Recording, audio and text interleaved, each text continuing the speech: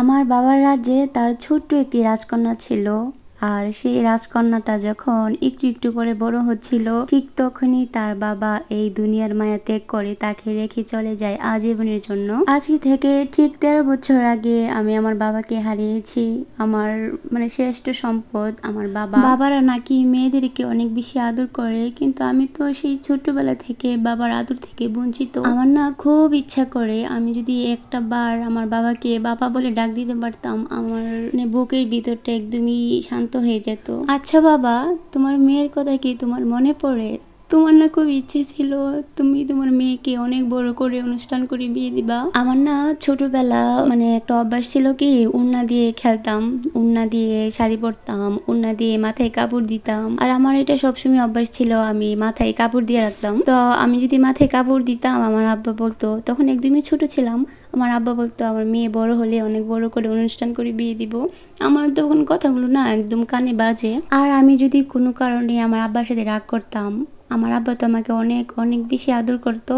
যদি কোনো কারণে আব্বার সাথে রাগ করতাম, আমি রাগ করে বসে থাকতাম, আব্বা আমার জন্য খেলনা নিয়ে আসতো আর কত কিছু নিয়ে আসতো। বাবার স্মৃতিগুলো না একটু একটু মনে পড়ে, তেমন একটা মনে পড়ে না, কারণ তখন তো অনেক ছোট ছিলাম। আমি না এই ভয়েস ওভার করতে গিয়ে একদমই ইমোশনাল হয়ে যাচ্ছি, বারবার বয়স কাটতেছি আর বই দিতেছি। বাবা মা পৃথিবীর শ্রেষ্ঠ সম্পদ, আর সেই শ্রেষ্ঠ সম্পদ থেকে আমাদের তো বাবা চলে গিয়েছে, আর আমার মা তো দুনিয়াতে আছে। সবাই আমার মার জন্য দোয়া করবেন, আল্লাহ যেন অনেক বছর হায়াত দেন আর সুস্থ রাখেন। আর আমার আব্বার জন্য সবাই দোয়া করবেন, আল্লাহ যেন আমার আব্বাকে বেস্ট নসিব দান করেন। বাবা মারা যাওয়ার পর আমাদের অনেক কাছের মানুষ আমাদেরকে অনেক অনেক আঘাত করছে।